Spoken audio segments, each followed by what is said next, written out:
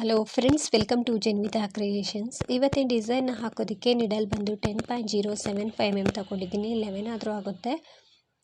ಒಂದೇ ಸ್ಟೆಪ್ಪಲ್ಲಿ ಹಾಕುವಂಥ ಒಂದು ಹೊಸ ರೀತಿಯ ಫ್ಲವರ್ ಡಿಸೈನ್ ಸೀರೆ ಕುಚ್ಚು.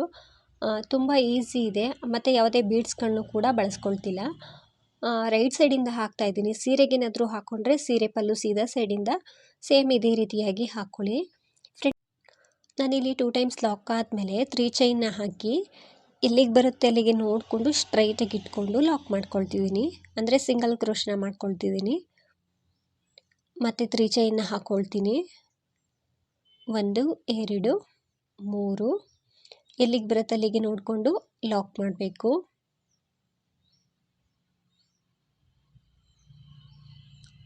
ಈ ರೀತಿ 2 ಟೈಮ್ಸ್ ಹಾಕ್ಕೊಂಡಿದ್ದೀನಿ. ಕುಚ್ಚು ಬೇಕು ಅಂದರೆ 3 ಟೈಮ್ಸ್ ಹಾಕ್ಕೊಳ್ಳಿ. 3 ಚೈನ. ಇವಾಗ ಚೈನ್ಗಳನ್ನ ಹಾಕ್ಕೊಳ್ತಿದ್ದೀನಿ. ನಾನಿಲ್ಲಿ ಒಟ್ಟು 6 ಚೈನ್ಗಳನ್ನ ಹಾಕ್ಕೊಳ್ತಿದ್ದೀನಿ. ಒಟ್ಟು 6 ಚೈನ್ಗಳನ್ನ ಹಾಕಬೇಕು.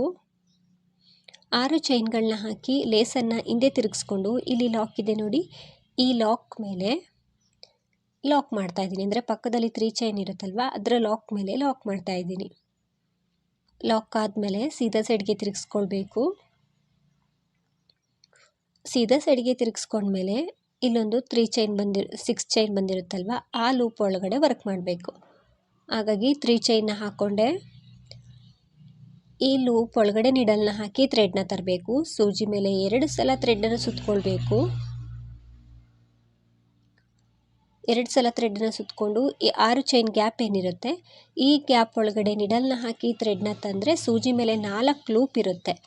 2ರಿಂದ 1 ಸಲ, ಮತ್ತೆರಡು ಲೂಪಿಂದ 1 ಸಲ, ಮತ್ತೆರಡು ಲೂಪಿಂದ 1 ಸಲ, ಒಟ್ಟು 3 ಬಾರಿ 2 ಲೂಪಲ್ಲಿ ಥ್ರೆಡ್ಡನ್ನು ಮೇಲ್ ಪಾಸ್ ಮಾಡ್ಕೊಳ್ತಾ ಬರಬೇಕು. ಒಂದು ತ್ರಿಬಲ್ ಕ್ರೋಶ ಕಂಬ ಆಯಿತು. ಕಂಬ ಆದಮೇಲೆ ಸೂಜಿ ಮೇಲೆ ಥ್ರೆಡ್ಡನ್ನು ಸುತ್ತಕೊಂಡೆ.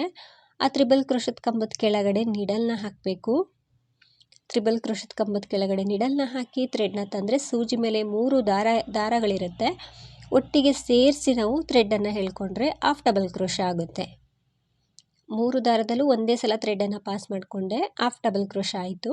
ಮತ್ತು ಅದೇ ಪ್ಲೇಸಲ್ಲಿ 2ನೇ ಹಾಫ್ ಡಬಲ್ ಕ್ರೋಶನ ಮಾಡ್ತಾಯಿದ್ದೀನಿ.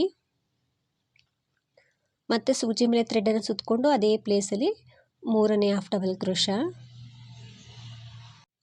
ಮತ್ತು 4ನೇ ಹಾಫ್ ಡಬಲ್ ಕ್ರೋಶನ ಮಾಡ್ತಾಯಿದ್ದೀನಿ. ಅದೇ ಪ್ಲೇಸಲ್ಲೇ ತ್ರಿಬಲ್ ಕ್ರೋಶದ ಕಂಬದ ಕೆಳಗಡೆ ಒಟ್ಟು 4 ಹಾಫ್ ಡಬಲ್ ಕ್ರೋಶನ ಮಾಡಬೇಕು. 4 ಹಾಫ್ ಡಬಲ್ ಕ್ರೋಶ ಆದಮೇಲೆ ಈ 6 ಚೈನ್ ಗ್ಯಾಪ್ ಒಳಗಡೆ ಸಿಂಗಲ್ ಕ್ರೋಶನ ಮಾಡಬೇಕು. ನಂತರ ಮತ್ತೆ 3 ಚೈನ್ನ ಹಾಕ್ತಾಯಿದ್ದೀನಿ. 1 2 3 ಸೂಜಿ ಮೇಲೆ 2 ಸಲ ಥ್ರೆಡ್ಡನ್ನು ಸುತ್ತಕೊಳ್ಬೇಕು. ಆ 6 ಚೈನ್ ಗ್ಯಾಪ್ ಒಳಗಡೆ ಹೋಗಿ ಥ್ರೆಡ್ನ ಮೇಲೆ ತಂದು ತ್ರಿಬಲ್ ಕ್ರೋಶ ಕಂಬನ ಮಾಡಬೇಕು. 2ರಿಂದ 1 2ರಿಂದ 1 ಮತ್ತೆರಡು ದಾರದಿಂದ 1 ಮಾಡಿದ್ರೆ ತ್ರಿಬಲ್ ಕ್ರೋಶ ಕಂಬ ಆಗುತ್ತೆ. ಕಂಬ ಆದಮೇಲೆ ಸೂಜಿ ಮೇಲೆ 1 ಸಲ ಥ್ರೆಡ್ಡನ್ನು ಸುತ್ತಕೊಂಡು ಆ ಕಂಬದ ಕೆಳಗಡೆ ನಿಡಲ್ನ ಹಾಕಿ ಥ್ರೆಡ್ನ ತಂದು ಹಾಫ್ ಡಬಲ್ ಕ್ರೋಶನ ಮಾಡ್ತಾಯಿದ್ದೀನಿ. ಒಂದು ತ್ರಿಬಲ್ ಕ್ರೋಶಕ್ಕೆ 4 ಹಾಫ್ ಡಬಲ್ ಕ್ರೋಶ ಬರುತ್ತೆ, ಸಾಕಾಗುತ್ತೆ 4 half double crochet.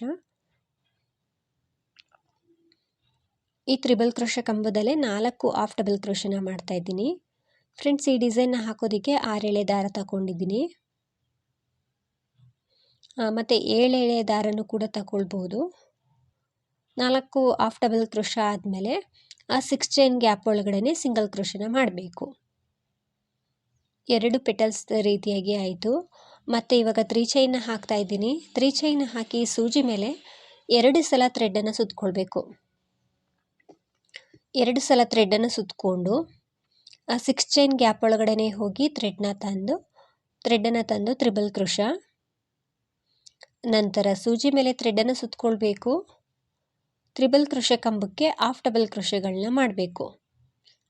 1 half double crochet ಆಯಿತು.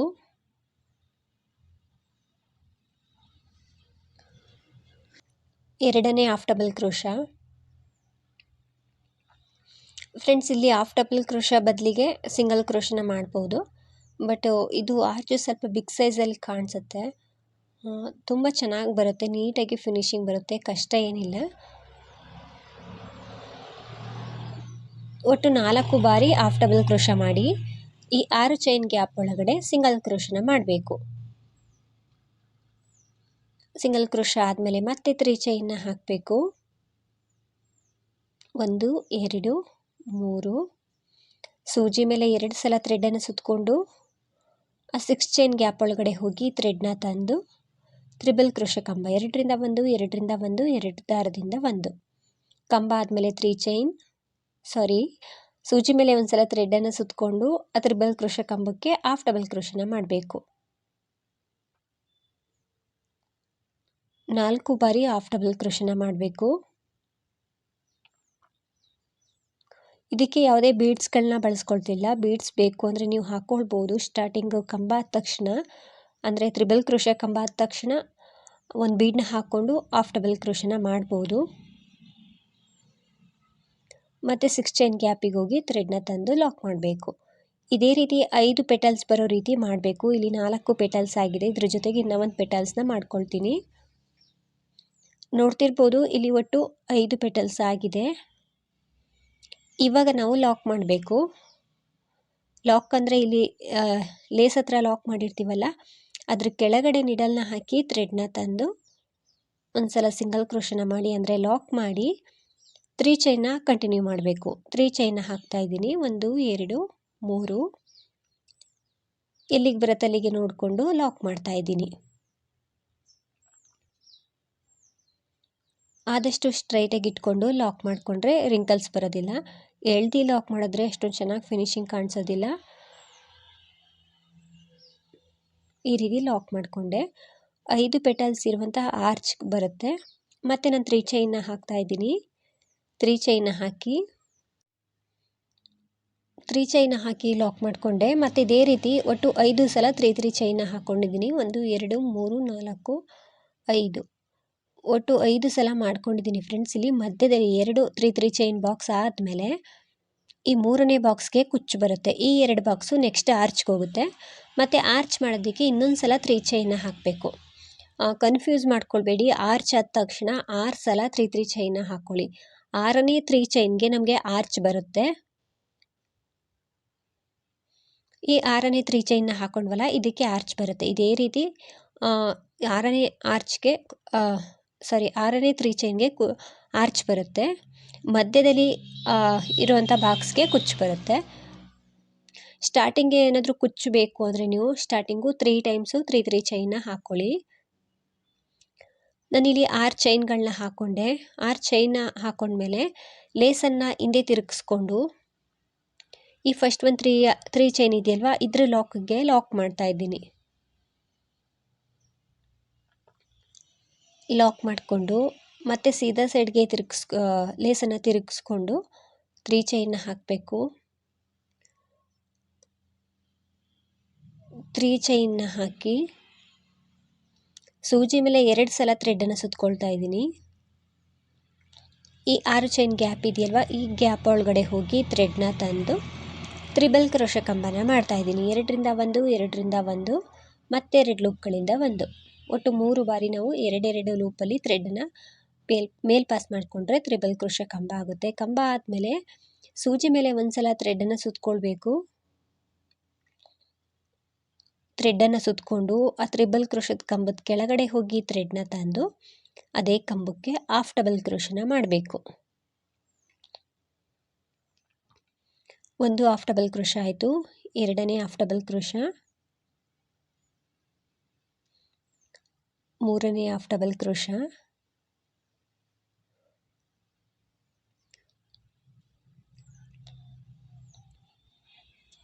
4ನೇ ಹಾಫ್ ಡಬಲ್ ಕ್ರೋಶ. ಒಟ್ಟು 4 ಬಾರಿ ಮಾಡಬೇಕು.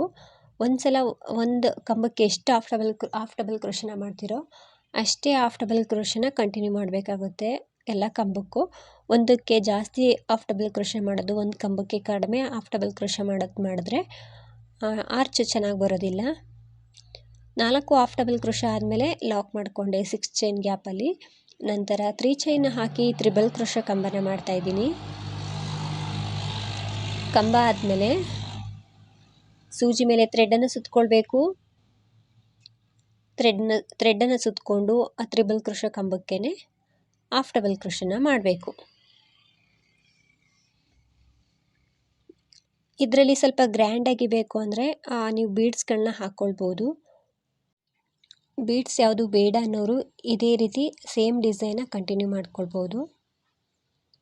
ಸೀರೆಗಳಿಗೂ ಕೂಡ ತುಂಬ ಸಿಂಪಲ್ಲಾಗಿ ಚೆನ್ನಾಗಿ ಕಾಣಿಸುತ್ತೆ. 4 ಬಾರಿ ಹಾಫ್ ಡಬಲ್ ಕ್ರೋಶೆ ಮಾಡಿ ಈ 6 ಚೈನ್ ಗ್ಯಾಪಲ್ಲಿ ಲಾಕ್ ಮಾಡಬೇಕು. ಇದೇ ರೀತಿ ಒಟ್ಟು 5 ಪೆಟಲ್ಸ್ಗಳನ್ನ ಮಾಡಬೇಕು.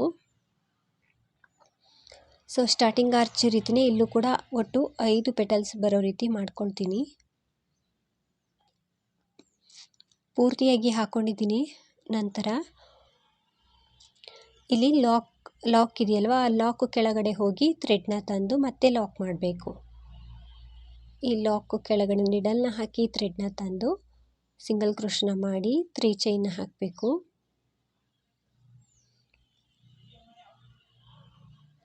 ಮತ್ತೇನು ಲೇಸ್ ಮೇಲೆ ಲಾಕ್ ಮಾಡೋ ಹಾಗಿಲ್ಲ. ಲಾಕ್ ಆದ ತಕ್ಷಣ 3 ಚೈನ್ನ ಹಾಕಿ ಲಾಕ್ ಮಾಡ್ತಾ ಇದ್ದೀನಿ. ಈ ರೀತಿ ಲಾಕ್ ಆದಮೇಲೆ ನೆಕ್ಸ್ಟ್ ಮತ್ತೆ ನಾವು 6 ಸಲ 3 ಚೈನ್ನ ಹಾಕಬೇಕು.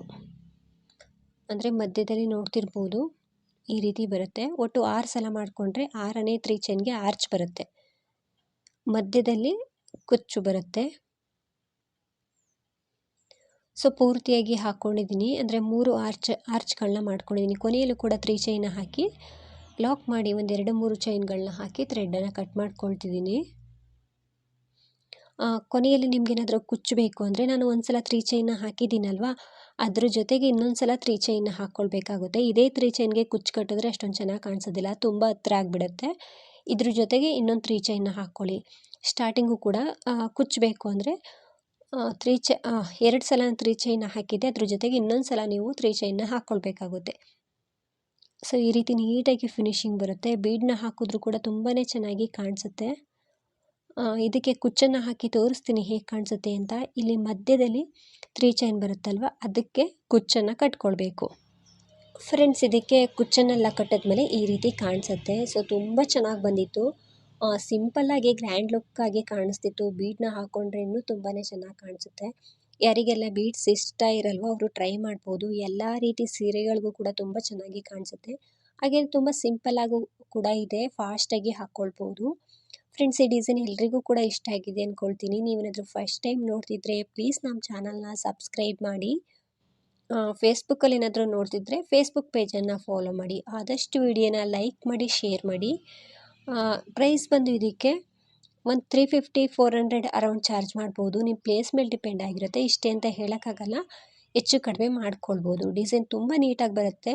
ಈವನ್ ಬಿಗಿನರ್ಸು ಕೂಡ ಟ್ರೈ ಮಾಡ್ಬೋದು, ಕಷ್ಟ ಏನಿಲ್ಲ. ನೀಟಾಗಿ ಫಿನಿಶಿಂಗ್ ಕಾಣಿಸುತ್ತೆ, ತುಂಬ ನೀಟಾಗಿ ಬರುತ್ತೆ. ಎಲ್ಲರೂ ಕೂಡ ಒಮ್ಮೆ ಟ್ರೈ ಮಾಡಿ. Thank you.